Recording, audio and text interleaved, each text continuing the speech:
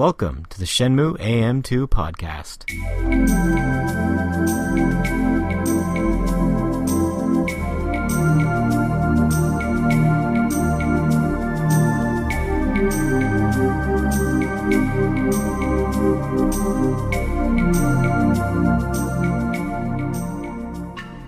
Welcome back to another episode of the Shenmue AM2 podcast. We're your hosts, Matt.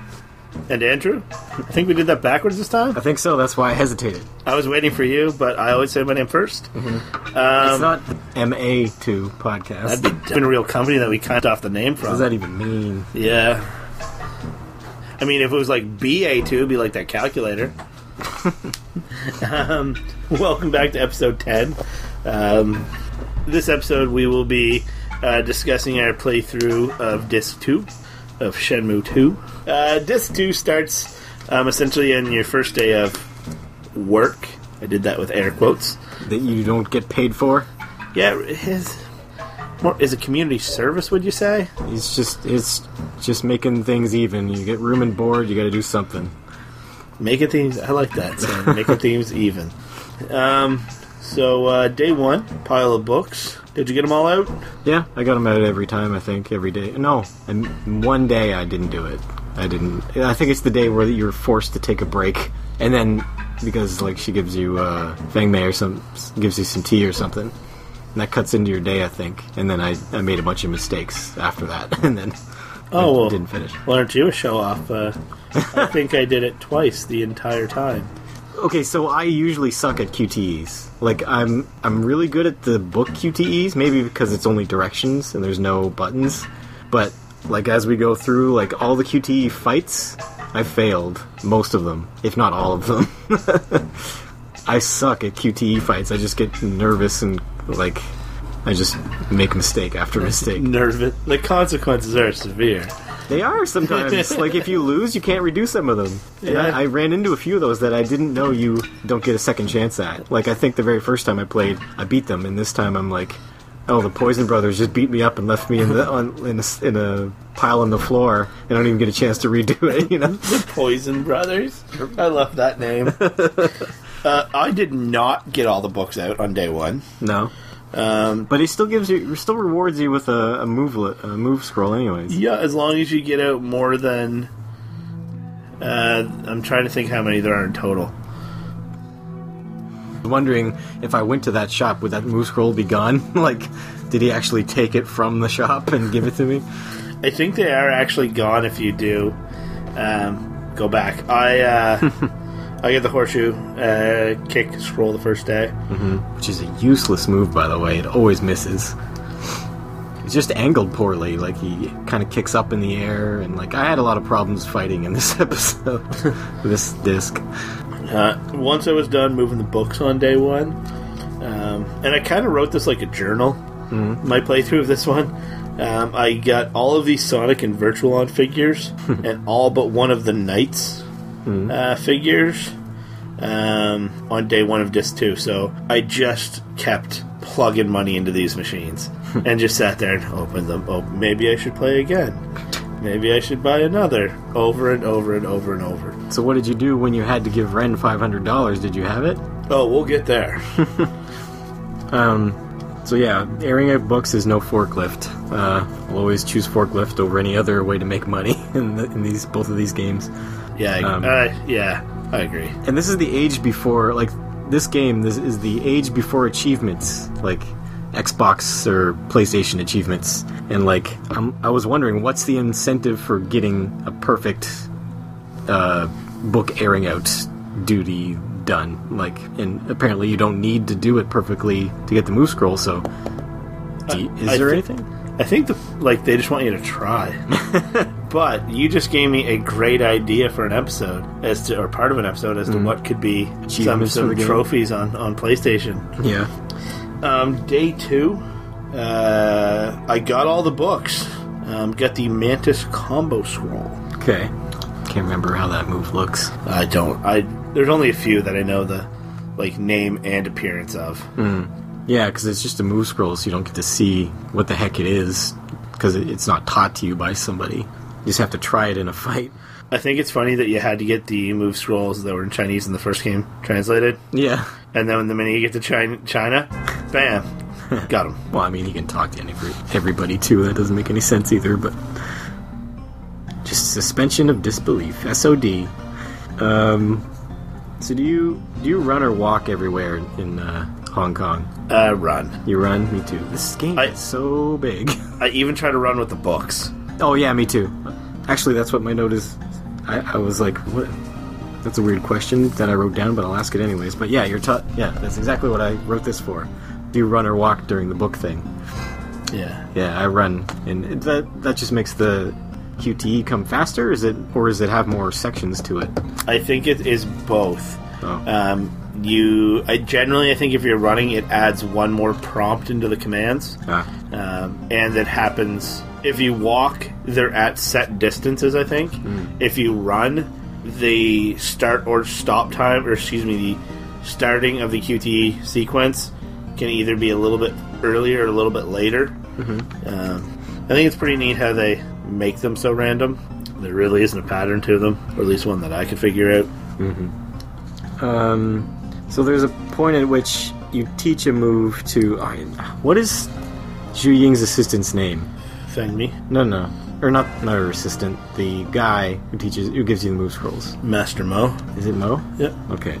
Well, you have to teach him a move. That's a different way of doing things. Have they had Ryo teach a move to somebody else before? It kind of Fukusan, the very first thing you do. But beyond that, you teach Fukusan a move, and the player learns it through teaching Fukusan. Yeah.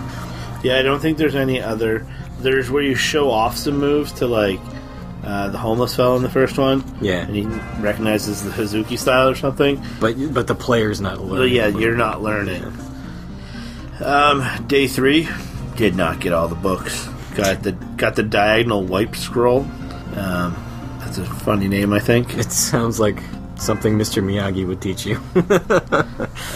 For some reason, I just think toilet paper. I don't know why. Yeah. My mind goes there, but... also on day 3, I got all of the Virtua Fighter 2 figures. Jeez. As trying to get as complete a playthrough as possible. Catching leaves is a good way to teach Ryo patience, I think. He really needs patience, and he needs to learn to not focus on revenge so much, and that's like what a big portion of this disc was all about. And he says he learned it, but I don't think he does. He seems pretty... Still pretty hot-headed. Yeah. Through the end of the game, I believe. I really think that catching the leaves teaches player patience, too. Yeah. Because you really got to hone in on them. Also, around day 3, I went to Fortune's Eatery. Oh my god, the music is terrible in there. It is so bad. It's so annoying. I can't recall it in my mind right now. I went to a pop machine while I was there, and Ryo said something about getting a juice. A juice? Yep. When I bought whatever I bought, I get a winning can. And I can't remember what item I got out of it. And then in my notes here it just says, then I bought a Jet Cola. I'm not really sure why I have that note here. Well, it's just when you get a winning can, like you get a little prize, and then you just get another actual can of. You still get your drink. Do you? I think. Isn't that how it works? I don't think you do. I thought another can comes out and you get a drink because you paid for a drink. You want a drink. You don't want a toy. Maybe I want a fairy action figure, not like a fairy, but like the boat fairy. Yeah, I ran into Wang. I think you ran into Wang last time. But I ran into Wang. Yeah. But what are the chances? Like, China is so big. There's so many people. There's billions of people. And you run into the one guy that... It's like, reminds me of that Family Guy episode when they went to China. Oh my god, it's Jackie Chan? Yeah, oh my god, Jackie Chan. Peter, don't be racist. And then the second guy, oh my god, it's Jackie Chan. Hi. Oh my god, it's Ethan Hawke. I mean, you never know where you're gonna... the best man at my wedding was on his honeymoon in France and ran into our friend's father in the Louvre. You just never know when you're gonna run into someone. Day 4, I did not get all the books. And I think you can only get a maximum of 3 scrolls related to the carrying of the books. There is another scroll that you get once you have 2 days of successfully getting out all of the books. Ah, okay. Yeah, I feel like I got more than 3 scrolls. I think I got at least 5. Can't remember. So the Chawan sign, they mention that other patterns, like, you gotta do it right, because other patterns can be dangerous. Is that true in the game? Like, if you do it wrong, can you be... I know there's, like, certain cutscenes where you'll be attacked, like, even if you do it right, like, just depending on where you do it. But if you do it wrong, will that draw danger? I'm fairly certain I remember doing it wrong on purpose to see what would happen, and I do think you get attacked. By who? Just randos? Yeah. I actually have a hand-painted teapot set from China. I got it at a thrift store. It was still brand new in the box, and it has 5, I don't know, but I could take one of them out, and it has 4 of the hand-painted teacups that you used to do the Chowan sign. And I think I paid $7.99 for it. So I can do the Chowan sign at my house, but... Nobody ever approaches and gives you a note? Should make your wife do it sometime. Will you do me a favor and just hand this note to me after about 6 hours of me sitting here? I won $1,000 on my 4th spin at the slot house. I had very, very good luck in this game. Very similar to the first game when you go to Lapis. If you go to have your palm read, certain days they'll tell you they don't see anything. The same thing happened, but I was playing whatever the highest number slot is. I think it's number 22 or something. I was just cashing money to that thing left and right. But you do have to get the 3 sevens on all of the increments of machines, so the $1 bet, the $5 bet, the $10 bet, and the $20 bet to get all the items out of them. And I had great luck. I got all of the items. So you're really trying to get like everything in this game, and like I said, there's no achievements. So what is your motivation to do it? I don't know. I never. No one will know. It doesn't transfer to the next game. People will know. We're not recording this podcast to not put it on the internet, are we? I guess, but no one will care then. Please, in 100 years, no one will care. If you hear Matt saying no one will care, please leave a comment saying you care. I care that you got all the items, Andrew. The first person to leave a comment that says they care will receive gratitude from them. Will receive all my virtual items. No, they're mine. You guys can't have them. There are incredibly hard ones to get in the slot house based on how much money you win. I think there's one for like winning like $5 million in coins, which I don't see how that would be remotely possible, because I think the most you can win in one spin is like 50,000 or something, or 30,000. It's not a lot considering the goals are in the millions of dollars to get those certificates. I think there's 5 certificates, and I get the first 3 of them. I think first 2 or 3. But yeah, I love to play the slots in this game. And when I go to an actual casino, I only play slot machines that have red 7s in them. And my wife always asks me, and I'm like, it's because of Shenmue. And I've had some luck at some casinos. You gotta play the casino song on some headphones while you're doing it. I do. No, I don't. Rio got caught peeping on Zhu Ying. That was kind of awkward. Kind of awkward. I do like how, like, when he goes to bed, it's not always the same cutscene. There's like 3 or 4 of them, and same for when he's waking up, and just the frustration in his eyes of Fang Mei yelling in his face to get up. Yeah. So is Ziming part of the Chiyu Men? Like, has that been leaked from upcoming stories or that were supposed to happen? Like, were we supposed to fight him as a boss or anything? Or? I'm not sure. I imagine we will. I think when we do our episode about like what we expect or predictions for Shenmue 3, I think I'm definitely gonna research into that quite a bit. Okay. Oh, and I wrote down a thing that, just a Japanese word thing that I noticed that I thought was funny when I learned what it meant. You'll notice in anime and video games or whatever that have voice acting that after somebody works on a job together, when they're done they'll say "Otsukare-sama," and it's always translated as "you must be tired" or something. But literally, it just means fatigue. So they're just saying fatigue. Fatigue! Fatigue! Fatigue! Yeah. You say it at the end of the day. You say, Otsukare-sama, and it just means fatigue.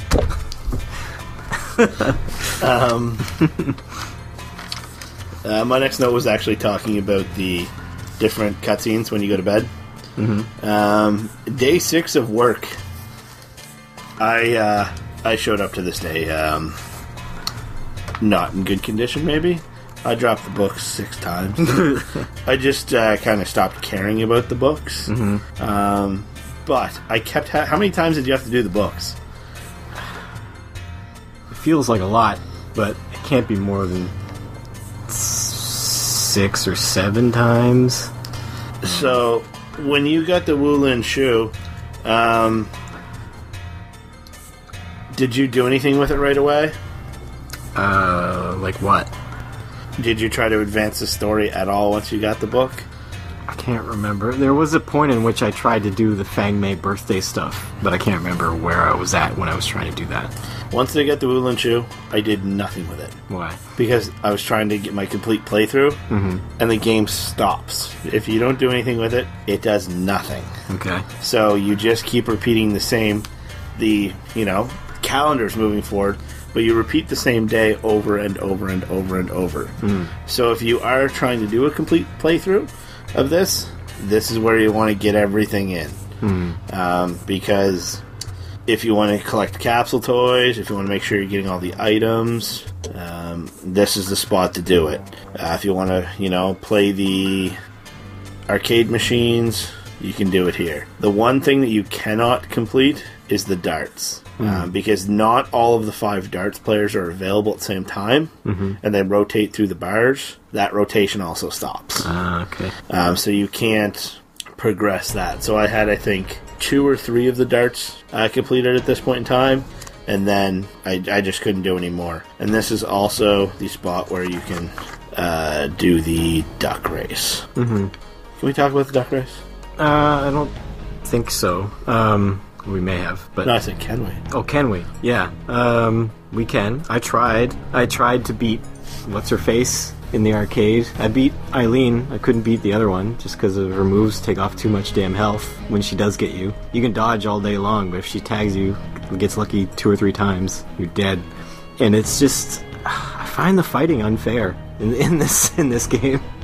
You fight Eileen first, right? Yeah. Yeah. And then you fight Izumi? Is their name Izumi? Yeah. I just find it unfair. Like, you attack, you never know if you're going to hit or if she's going to block it. The only way you can guarantee is if you recently dodged one of her attacks, then you can get maybe 1 attack in. But if you get greedy and try 2 or 3, she'll block, throw you off, then it counterattack you. Like, and all the fighting moves... Like, I find that, like, the character models don't line up properly for half your moves to work. Like, you can try doing all these fancy moves, but half the time, your character model just kind of invisibly pushes the other character out of the way and your move won't connect. Like that horseshoe kick I was saying, like, it misses every time. And, like, I find that all the fancy moves, there's no point in doing them because the wind-up is so big, you just get jabbed out of them. Like, it's just... I don't know, the fighting... I'm having a hard time with it. Like, I remember liking it more than I did than I am. I don't know. I just get relentless and I don't stop attacking, and I just keep attacking till I win. But do you just do the basic punch, kick thing? Like, you don't care what your fight looks like? I don't care what the fight looks like to an extent. When I dodge, I do. I try to get as many Darkside Hazukis in as possible. Yeah, Darkside Hazuki's easy to get because you just have to be on the side and then you press throw. But all those special throws, good luck ever getting them out in an actual fight. Like, yeah, I mean, that is one thing I will say about this game is you do learn a lot of moves that aren't necessarily practical. Mm-hmm. That look pretty and would be awesome if you could show, do them in like versus fighting game or something. Yeah, it just feels very janky, the fighting. Yeah, and after all these years, I think I was very impressed at the time, but now it just feels kind of janky. Going back to the duck race, though, I think the duck race... Which I never got to because I couldn't beat Izumi. So yeah, go ahead.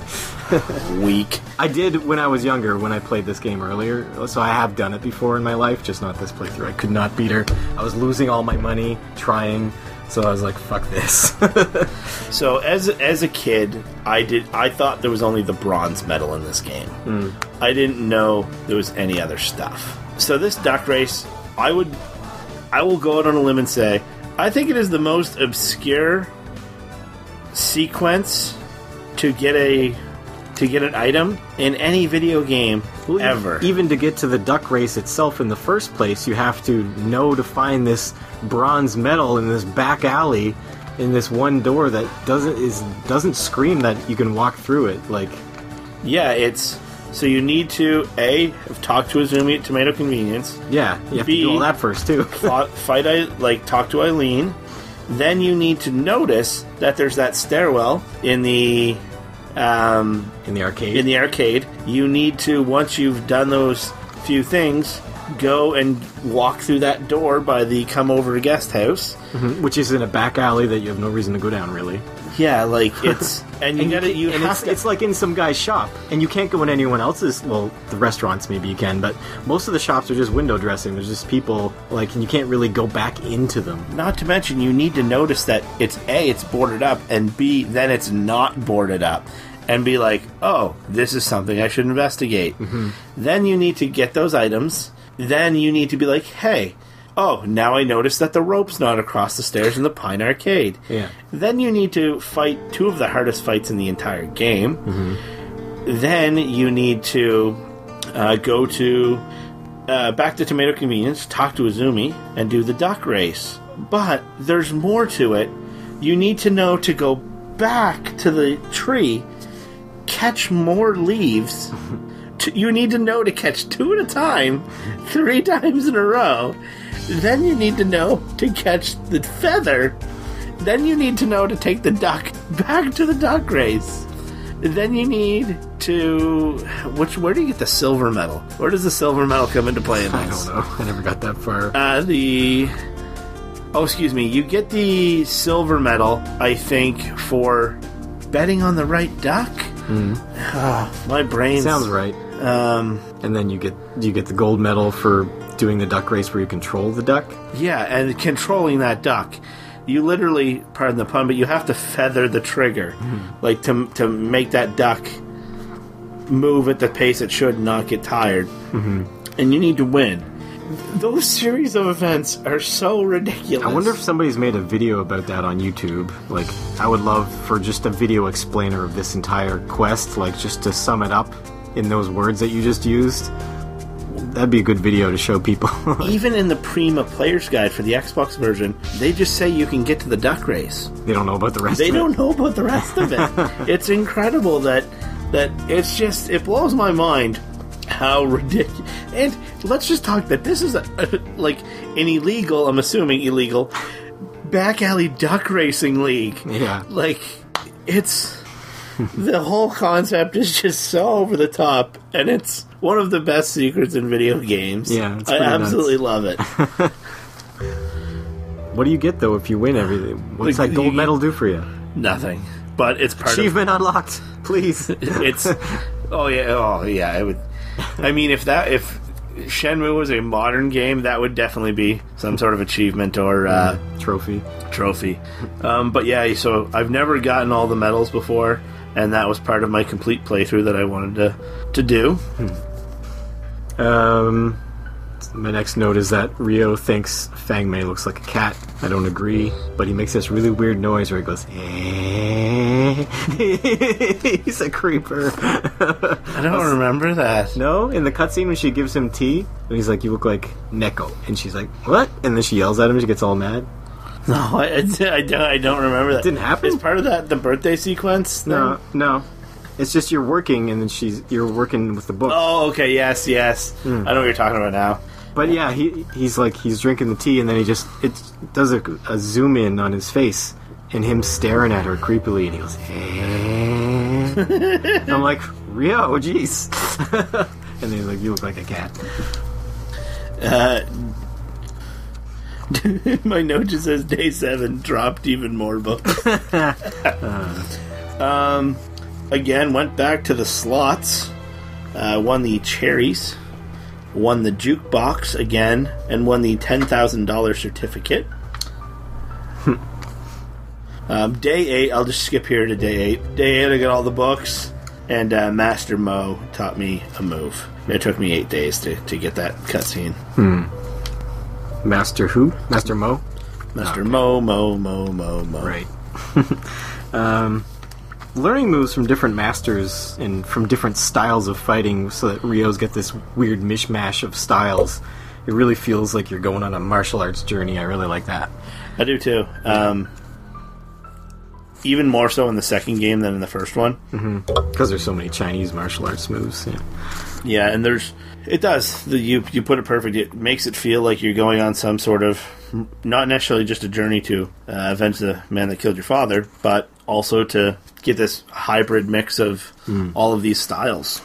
Although, I wish they would teach you, when they teach you the move, I wish they would have the prompt on, like, the help screen or something if you can't figure it out. Like, I wish you could pause it and it would say, okay, our verbal clues aren't cluing you in. Here's what it actually is if you press start, just so you can do it. Because Zushan shooed me away for sucking. Because he tried to teach me a move and I couldn't do it. He's like, it's the throw move, the one where you're throwing his student around. I grabbed the guy, I tried to throw, I just couldn't do it properly, and I failed so many times, he's like, go away. Okay, so we're going to talk about that. So, did you get the move and then just not get the other versions of it? Because and I don't know if this is possible with any other move, even in the 2 games. So what happens when you learn a move? What immediately after? So like you read a scroll, what happens? You mastered the move. Yeah, and you get the gung gung. Yeah. The Law and Order sound says you mastered the move. Which even in the first game didn't mean you mastered the moves, because if you practiced them enough, they would change. But with Zhu, you get that, but it says you learned the move. Okay. So then, because he teaches you how to toss the guy in different directions, yeah. If you do that in a fight and toss the person in the direction that he asked you to do at the school, you master the move mid-fight. You get to, I don't think that happens with any other move in the game. And I thought that was a bit unique, and I liked it, and I want to see more of that in the future ones. Yeah. You can win the fight in the park, right? Where you get ambushed. Where the screen goes dark? Yeah, you can. You can win that. No. Does the screen go dark? You wake up and Fang Mei's taking care of you and stuff. Yeah, I don't think you can win that one. I'm pretty sure you can, actually. I wrote it down that can you win it, and then when I was looking at the strategy guide earlier, it's like the easiest way to Fang Mei's heart is to lose this fight, and then she'll fall in love with you immediately or something. You don't have to keep talking to her. Are you talking the one in Menmo Park? Yeah. Yeah, you know what? You might be able to win that. Yeah, I think you can. Yeah. Which I have issues with that strategy guide telling me that, by the way. We're going to get to that. Day 9, totally 100% stopped caring about the books. Because I already got that last move from Master Mo. So it was pointless. I was just... I had to do the books every day. But if you drop them, doesn't it skip time? It does. So you just keep dropping them until you're done? Yeah. I also, on day 9 of work, hit the Motherlode jackpot on Machine 22 and got 60,000 tokens. Whoa. Which translates to how much money? Is it $60,000? It never translates back to money. Oh. Well, then what's it for? To get the certificates? To get my complete playthrough? Okay. When I was playing, I was trying to just play for one day at one point. I was just trying to play one day a night or something, but I kept running into cutscenes that would advance the day. So I had like 3 days without the opportunity to save because I forgot that you could just save anywhere from the start menu. I thought it was like the first game where you had to get back to your home base. And I couldn't find the home base because I only had to find it once. The first time you have to find it to get there. And then I couldn't remember where exactly it was, and eventually I remembered you could save from the start screen. I really hope they keep that going in Shenmue. I like being able to save anywheres. Yeah, they need that. Yeah. My next note was actually My next note was actually about the throwing the guy in different directions. Alright. Oh, and that bronze medal that Rio finds, I wrote that, like, he's straight up stealing that. And all those toys in that little secret room. Like, the castle toys and the bronze medal, he just finds them. He's like, I'm gonna take these. I never thought of it that way, and you're absolutely right, Matt. No one said avenging your father's death was going to be an easy, clean job, Matt. I think I have a note here that says breathing like Darth Vader, and I think it might be Zhu Ying doing some kata or something, where it's just like that Sega, raspy, echoey, too close to the mic.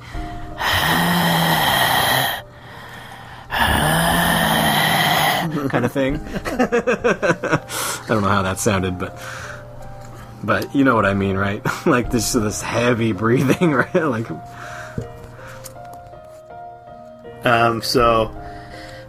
after I did the Chowan sign and had the fight in Manmo Park, I'm just reading this note verbatim as I wrote it because a weird series of events happened here. After I did the Chowan signal or sign and had the fight in Manmo Park, I tried to go to the Dujing Diner, but it was closed. So I went to gamble at the casino until bedtime. At 11 p.m., when leaving the casino or when leaving the slot house, Rio said I should go to Manmo Park, which I already had done. And then he went to Zhu apartment because it was time to go to bed. Why do you suddenly want to go there? It was just they didn't program the series of events in the right order, like for him to the prompted phrases. Okay. So I already did the Manmo Park thing. Oh, okay. And then he's like, I should go to Manmo Park. And it was already all done. Oh. Completely finished. We started talking about the Izumi fight before I came to my notes. Here's another note on it. How are you supposed to be ready for the QTE versus Izumi? Or versus anybody, really? Where you just like, you're intensely fighting, you got your hands on the controls a certain way, and then suddenly the screen stops and it's like, do this real quick right now! And you're like, what? And then you lose. Like, you have to shift your entire hand position to get X and B and Y, and then Y and A comfortably. You have to go like, or like, otherwise you're just mashing all four of them with your thumb. Like, I don't know how anyone would be able to do that the first time successfully. Like, you'd probably have to fail. But you don't necessarily get knocked out, do you, if you fail it the first time? No, unless you were almost dead already. It takes off a shit ton of health. I remember just when I got to that point, I put the controller on my leg and was like, my right hand was off the controller and I was hitting it like a button. Yeah, you have to hold it completely just punching. Yeah. And then when it came to the QTE, my hand was already off the controller, so I could just hit the QTE prompts and beat her. Yeah, as I mentioned before, I got beat by the Poison Brothers, and I had no chance to retry. I fucking suck. My Rio sucks. I like the wait option in this game. When you just go somewhere, and you have to be there at a certain time, like 7 p.m., and you go at 4 p.m., you can just wait. Yeah. Speed up the clock. Although in the first game, I like, even if that was an option, I probably wouldn't use it. I would just walk around, take in the air as Rio. In the first game, I always just went to the parking lot and practiced a move. I don't like that you don't get to practice moves in this game. Yeah, I think that's part of the Shenmue experience. I don't necessarily like how slow practicing moves is and how much it takes to get a move mastered. But I find I can't just enjoy walking around in the second game like I can the first one. Like, there's too many load screens. The world is too big to get to anywhere I want to go. I gotta go through like 4 different areas usually. Like, I'll be that far away from it, and I don't know. Like, there's just no memorable characters like hanging out besides a few areas. They are going for you're a stranger, all this in this crowded city, but just like I wouldn't like it in real life, I don't like it in this game. Yeah, definitely, you get the fish out of water feel, and there's just, you mentioned memorable characters. There's no, the drunk guy, what does his voice sound like again, Matt? I'm just fine and dandy. That guy? Or the guy that hits you with the beer bottle in the QTE fight. Mm-hmm. Like, those guys are gone. Shenmue 3 needs more drunks. Yeah. I got a winning can here, and I got Dural. Is that rare? Gold Durl? I don't remember. Oh yeah, they're both not common, I guess. I love the music when you meet at the diner. When you meet Fang Mei and Eileen? No, when you do the Chawan sign? yeah. And you, like, finally get to meet the guy with the really smiley face. Oh, he's fucking freaky. I love the music there. It was great. I can't remember it right now. Is it a cutscene music, or is it the regular music for the diner? I think it's cutscene music. I don't think it's regular music for the diner. Okay. I tried to do the Fang Mei birthday quest, because that's one that I know I didn't do originally when I played the game. And I had the strategy guide there, and it said you have to have her love you, basically, in order for this to work. And it said if you lose that fight in the park, that's the fastest way to Fang Mei's heart, and she'll love you automatically if you lose that fight, because she, like, nurses you back to health. So I went on this quest to do Fang Mei's birthday, and I talked to her and Eileen in the diner, and I got $150 to buy the thing. I raced to complete this, like, the whole time. It was down to the wire. I didn't have enough money to buy the thing, and I was on March 2nd, which was the last day you can do it, so I had to run to the docks and quickly do a bunch of boxes. And then I'm like, I'm not going to make it back to the clothiers. And I had to pull out the maps, because if I took one wrong turn, I wasn't going to make it there before 7 p.m. when she leaves. And I just barely got there. I got there with 15 in-game minutes to spare. No cutscene. Strategy guide lied. She didn't love me. I couldn't buy her anything. Yeah, and that's another thing about the duck race. It affects the Fang Mei scene, too, because it changes Joy's schedule, I think, as well. Joy? Or not Joy. It changes Eileen's schedule. Oh. I think once you do the ducks race scene as well. The kid. I played the kid at darts. Mm. I beat him. His score was 76, and my score was 86. Those are very low. Yeah. Neither of us made it to the second round. You still beat him, though. And then I did the darts versus a rapper, and the music is hilarious for that. His brother's mad racist. Well, the rapper's racist, just stereotyping Japanese people. Oh, that guy, yeah, I talked about him last time. I didn't know he was a rapper. Oh, yeah. Drops dope beats, Matt. So the Chawan sign, when you finally successfully get it, is it only work in the Duzhang Diner? Is that the only place you can do it successfully? There's so many places to do it. I don't know. It must be, because the cutscene where he goes through the little vendor alley is, like, right outside there, so you probably have to be in the Duzhang Diner. Yeah, but you can do it at other locations, and I think that will give you hints or something towards the Duzhang Diner. Yeah, so it always leads you there, huh? Yeah, oh yeah, that's, yeah. If you're asking if that's the final one before that scene. Yeah. Yeah, definitely. Did you fight the Beast? Is that the guy in the Beverly Hills Wharf in the ring? Yeah, Beverly Hills. It's first off Beverly Hills 90210 Wharf. He fights Ian Zierning. Oh, Ian Zierning, the Beast. No, I didn't fight him this time, because I don't even remember what you do to fight him. I just remember last time I played the game, whatever you do with him was super annoying, so I didn't even bother. You just fight him. After you beat him, he asked you to go back to his home country with him, or his home village, and meet his sister. Oh, jeez. I think it's weird that all of the street fighting is in Disc 3 except for this one fight. Does this one appear on the... Can you unlock it as a bonus? You can. Okay. Which I also unlocked all of those for my complete playthrough. See, now that's something that you can use. That's an unlock that you do something, you get something. Hey, quit giving me grief here. I need your guff. I got defeated by a melon in the QTE. In the alley. Oh. Not really defeated by a melon, but I failed that, and I got hit in the face with a melon, and then immediately got defeated by the next attacks that came my way. I had to do that about 5 times, that whole QTE alley thing. It used to take me a very long time to do it. I think this time I got it on my second or third try, which really surprised me because it's long, And there's a few back-to-back ones that are pretty, right after one another, and it's tough. Yeah, like if you do it successfully, you look like a badass. Like Rio looks like a Terminator going through, just like nobody's stopping him. Just smashing watermelons. Just back-fisting guys into stalls. At one point you come across Zhu Ying wants you to fight her or something. I think that's what this was from. But anyways, I wrote that she's so badass. Zhu Ying is so badass. I don't know why she's so low in the popularity poll, but she's got one of the best costumes in the game. She's got one of the most interesting backstories.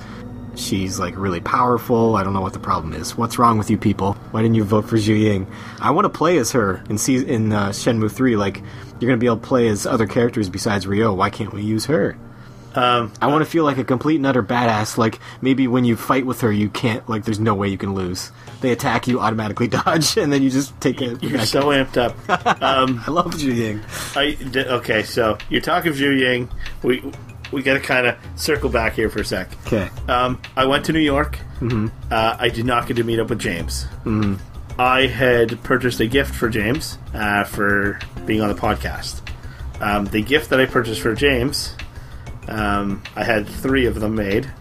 One for myself, one for James, and one for you, Matt. Oh, thanks. I forgot to bring it today. You bastard. It really sucked that I didn't get to meet up with James. He was commuting into work, and commuting in the New York, New Jersey area is an absolute nightmare. And the funny thing was, I suggested a time. I'm like, hey, can we meet up at 9:30 before I go to the airport? And he's like, oh no, I got to be to work by that time. And then he got stuck in traffic, and I was at the airport, and I get a text from him at 9:24 saying he was in the city. And I'm like, oh, I'm at the airport now. You'll be back, I'm sure. Oh yeah, hopefully going back in October. So I'm gonna mail James his gift, and does he know it's coming? Yeah, I gotta get your address from you, James. Has he heard about it before right now, if he's listening? First off, if he's listening. James, you're listening, right? I did ask him for said I'd mail it to him, and I gotta get his address from him. And then I'll bring yours for whenever we film the next episode. Okay. And you can unbox it on a podcast. All right. And we'll get your at least verbal reaction from it. And I'll bring you the one that I had made for James and the one I had made for myself too. They're pretty neat. Yours is going to probably, obviously, me getting into the spiel is Ewing related. Oh. I assume all 3 were the same. No. Oh, cool. I know the one you were going to give. Sure. Did you tell them what it is? No. Okay. I've seen what that is. So I forget. Okay, I just forgot that I had showed you James's. So now obviously yours is spoiled because you know what it is now. What is it? The same as his? Same thing. Okay. And then mine is the same, but a different character as well. Okay. Is it 3 different characters or just 2 different characters? 3 different characters. Okay. So I will, after they're all, after we send James his, we'll post them on. Yeah, we're talking on our Facebook page. We're talking all around this, and the listeners are like, "What?" Rio gets bitchy with Zhu Ying, and he won't listen, and he still wants his revenge. He gets bitchy. He does. She's like trying to teach him a valuable lesson. He's like, whatever. He's just an angsty teenager. I need my revenge. He's usually not angsty. He's usually a robot, but he's not angsty. He's usually a robot. When it comes to revenge, that's the only emotion I feel is revenge. So you mentioned earlier about learning. What did we talk about? The thing with the $5,000 for Ren? 500? 500?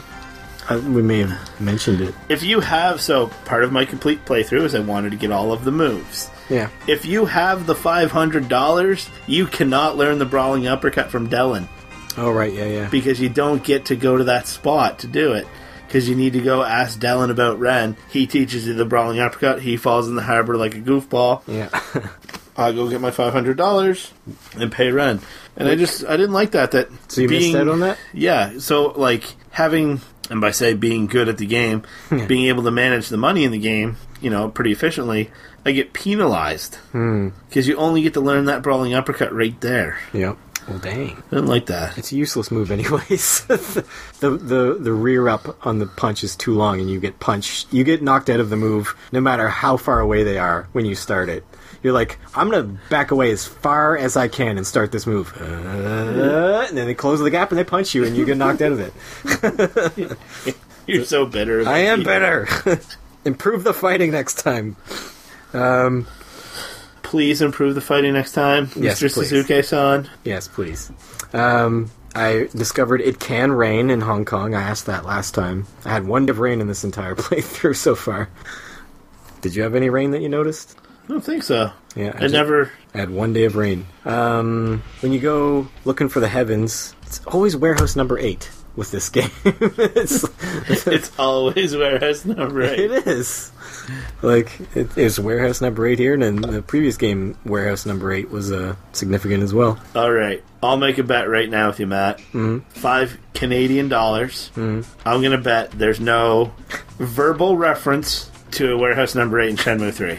No, I won't take that bet. I don't even think he's going to be an industrialized area. There's not going to be any warehouses, I don't think. I don't know, I'm not a betting man. Oh yeah, and when you're fighting the heavens on the Beverly Hills Wharf, when they ambush you and they surround you, why's it gotta fade out? That's annoying. Let me try. I beat 70 guys. I beat 70 guys. Let me try to beat all the heavens. Yeah, maybe even if it was a scenario, because you know how you can recover health?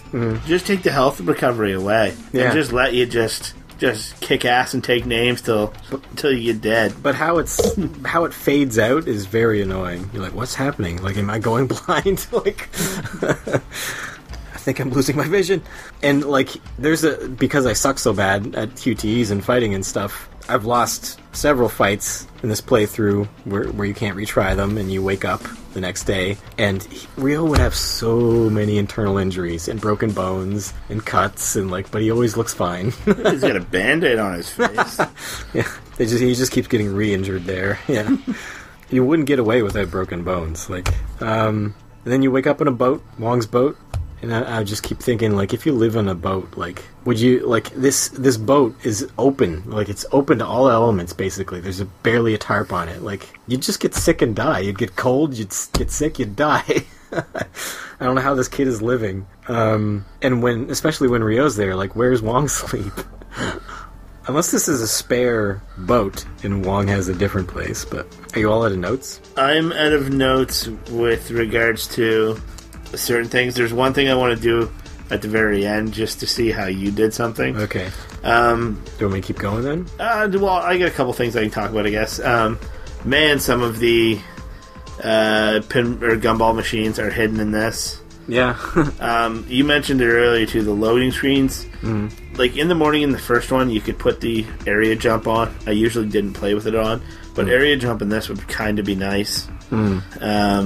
Well, they do. I like how when you wake up, you can continue from where you were the day before. Yes. That's very useful. And also when you do the books, you can once the books are done, you can continue, because the books, you wake up and go do them.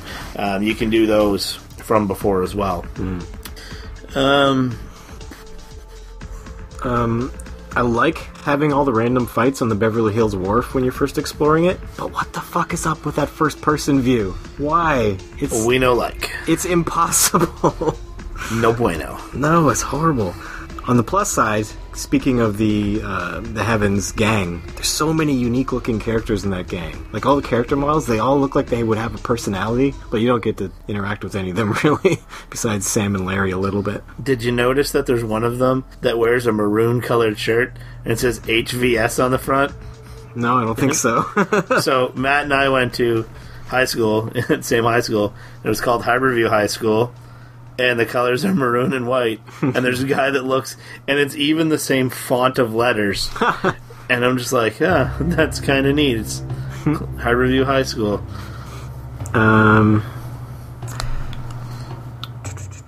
Oh, okay, so this is a weird thing with Ryo's personality. If he's attacked while he's looking for information, he's fine torturing people. He's fine bending a bone, bending an arm. If suddenly they try to make a business deal, he plays nice. Pay us $500 and we'll take you to Ren. Rio, just take their arm and twist it. Like, why are you trying to play nice? Like, they were about to attack you, and then they're like, give us $500. And he's like, okay. Kick ass and take names, Rio. Just plow through these guys. You did it, like, you just beat a whole bunch of guys to get here. When Dylan was teaching me the move, he fell in the water, which only happens if you keep practicing the move, which is a neat little Easter egg. But yeah, he falls in the water, and then he's just left for dead. Like, the cutscene ends, there's no sign of him.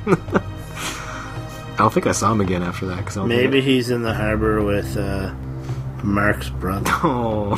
Too soon? Yeah. Too soon for a Mark's brother joke. Yeah. And, I was trying to make $500, and, it's too slow. The crates, it's too slow and cumbersome and annoying to do the crates. Lucky Hit is a waste of time if you're trying to make money. It's all random chance. It takes so long. Did you just gamble it and win it in one shot? No. Gambling is a random chance, too. I did arm wrestling. Guaranteed money. Just because I'm really good at hitting buttons fast. So I just went around... I'm really good at hitting buttons fast. I am. Like, I've got this weird, like, double-hinged thumb, and, like, I don't know. Let's see. He's getting a controller, people. Getting a controller. Let's see if you can hear how fast I can hit it. Okay, just, like, I do the spasm thing with my hand. Just, this probably doesn't sound impressive, but... Okay. Yeah, most people do it like that. But I just, like, kind of spasm my hand, almost. That was on a PS4 controller, by the way, people. But, like, any game where it's competitive between two players, where you just have to hit a button fast, like in Mario Party or something, I always win. Okay. Well, I'm accepting that challenge right now. Okay, we'll have to find some game where we can do that. Really, the only one is Sonic Shuffle on the Dreamcast. I sold that game. What? I had it, and then it sucked. This was at the time when the Dreamcast was still out. Like, if I had it now, I wouldn't sell it, but I had it in the height of the Dreamcast. I'm like, this game sucks. It does suck. So yeah, I beat Jimenez Garcia so bad that I wasn't allowed to fight him anymore. I beat him 5 times in a row, and then they kicked me out. And then I just went around all the other ones, and I made $500, like, really quick, really. Jimenez Garcia. Yeah. Kamikaze Boy! That's what somebody else called him, Kamikaze Boy. That's so racist. I know. Ren tries to stab you, and you just shrug it off. You're like, I'll still bargain. I'll still trust that you're gonna uphold our bargain to take me to Yuanda Zoo or whatever, even though you just try to kill me. Yeah. Yeah, there isn't really a whole lot of consistency with Rio's reactions. Yeah. I guess.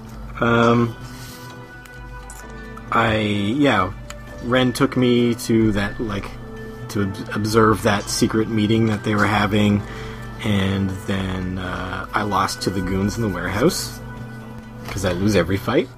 And it's like, I'm beginning to wonder if when you play Disc 3, can I just come over and watch and, like, critique at how bad you are? You can try, yeah. It's just, I can try and critique? I will critique. I mean, I absolutely will. I try to do these moves that I have. I'm like, alright, that looks like a cool move. And I try it, and either it doesn't connect, it just whiffs, or I get knocked out of it. Do you know what the problem is? What? You're putting too much force in your legs. Oh, God.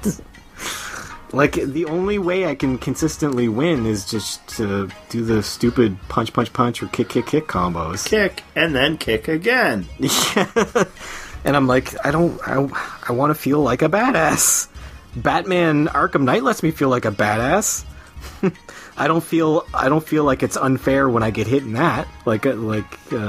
Somebody tries to punch me and I don't hit the counter button fast enough. Like, that's my fault. But in this, it's like I'm just attacking and randomly I get parried and then I get counterattacked, and you never know when that's going to happen. There's no indication of when you should attack and when you should stop attacking. So yeah, I lost to the goons in the warehouse. You can't redo that one if you lose. Wong comes in and unties you. You get tied up. I don't know if you've ever seen that. No, I don't think I've lost that fight. That's when I was mainly trying to do the brawling uppercut. I was like, alright, let's try this new move. Punch. Punched. I'm like, this move sucks. And then I'm like, alright, looks like I'm going to lose. I'll just retry it. Nope, you can't retry it. Yeah, I definitely want to watch you play Disc 3 because there's a lot of fighting in that one. And I'm just going to come over with my Sapporo, and the last one in my fridge, and watch you get your ass beat. Yeah, it'll be a good time. It's going to be great. Can we stream that somehow? When you catch up to Ren again later and he says you gotta chase him, what happens if you chase the others? Like, I only chased Ren. I knew that you're supposed to, but what happens if you chase the others? I don't think I chased Ren. Oh, really? I think the same thing happens if you catch any of them. I think. I don't remember chasing Ren. But it ends up with you chasing Ren into an alley and then up a building and stuff. So if you chased Sam or Larry or whatever, how would you get to Ren in the building? I don't know. My playthrough of this was a little while ago. Yeah. But I think you can still... I think they all still end with Ren.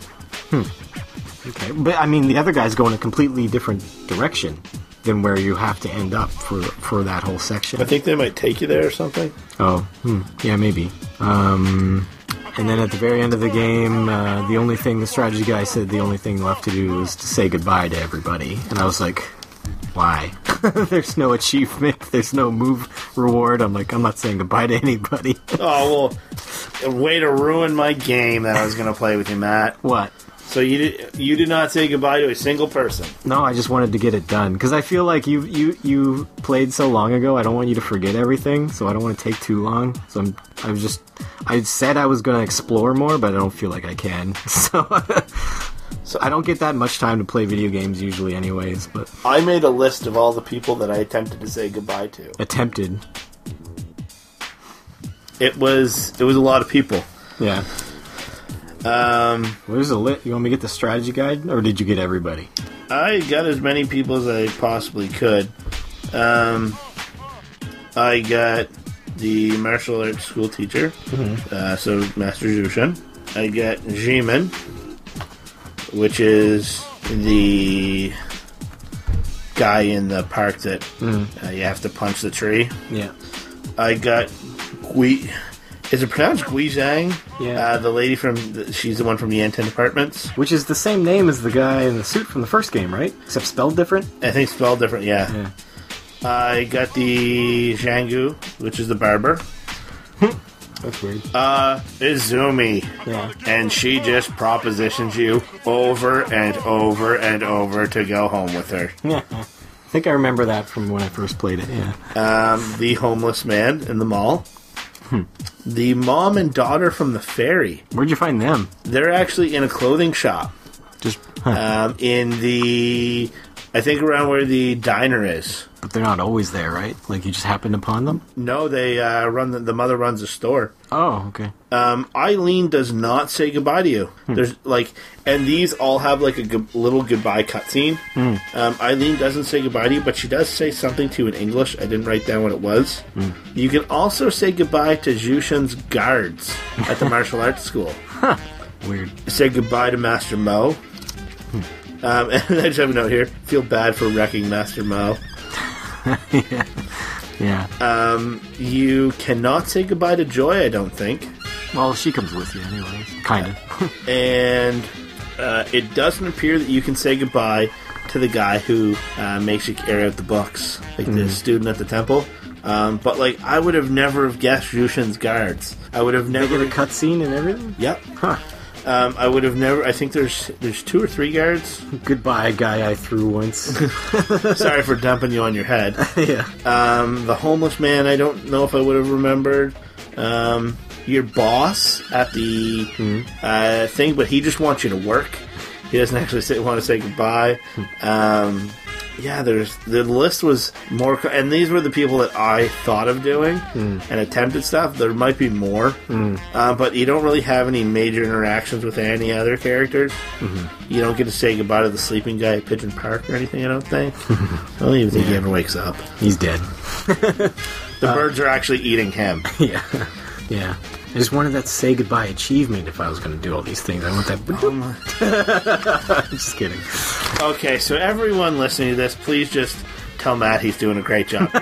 He needs the recognition, apparently. Just send me a message that says achievement unlocked. So yeah, that's all my notes. This disc seemed like there was a lot on it. And from my memory, it feels like I spent most of the game on in Kowloon, but that's only one disc. Like, is that shorter than I'm imagining? Like, it felt like in my memories of this game, I spent forever in Kowloon, and these first two discs went by fast. Keep in mind, though, too, your first time playing, you're exploring a lot more, and it's unknown exploring, so it does seem like you're taking your time, reading things, asking questions to a lot more people. Every time you play through it, you become a bit more efficient, I think. But yeah, it's the discs do seem shorter than I remember. But we're also adults now, and we have a lot more patience. So I think that has something to do with it as well. Yeah, you beat the whole game in like a week or something, didn't you? No. Like, there was days where I spent quite a bit of time plugging money into capsule toy machines. Over and over and over and over. So I think that's it for this episode. Yep. So on the social medias, we are Shenmue AM2 Podcast on Facebook. We have both a group and a page.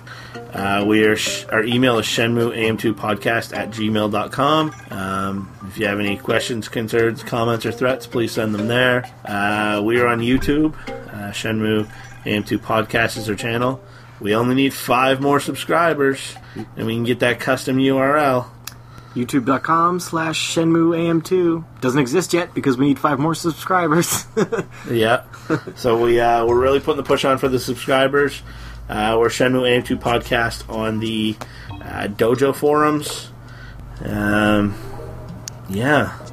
Anything else we're on? Oh, Shenmue AM2 Podcast on iTunes. We're doing well on iTunes. Better than I was expecting for such a niche podcast. So cool. Keep the feedback coming, please. Thumbs up and subscribe on the YouTube channel. We're looking for more ratings on iTunes. We are now 2 ratings, and we're both 5-star. Sweet. So although yeah. I did a lot of complaining this episode, I hope I don't piss people off. I'm accustomed to internet rage directed at me because I do a Twin Peaks podcast as well, and I reviewed that show, and everybody was fine with it, and I wanted to keep the show going, so I reviewed all of David Lynch's movies. He's the guy who created the show. The original show was just set out to review Twin Peaks. I did this as a bonus because people wanted me to, and I didn't like all 10 of his movies. I was critical of some of them, so people tanked my podcast's ratings, like 1 stars everywhere. I'm apparently not a true fan. So please don't overreact just because I criticized this game a little bit. I still love this game. Just know that, okay? Alright. And we'd like to thank our sponsor this week. It's Fortune's Eatery. If you like eating at a vending machines and terrible music, come to Fortune Eatery. You'll have both. It's magical. Thanks, guys. Thanks.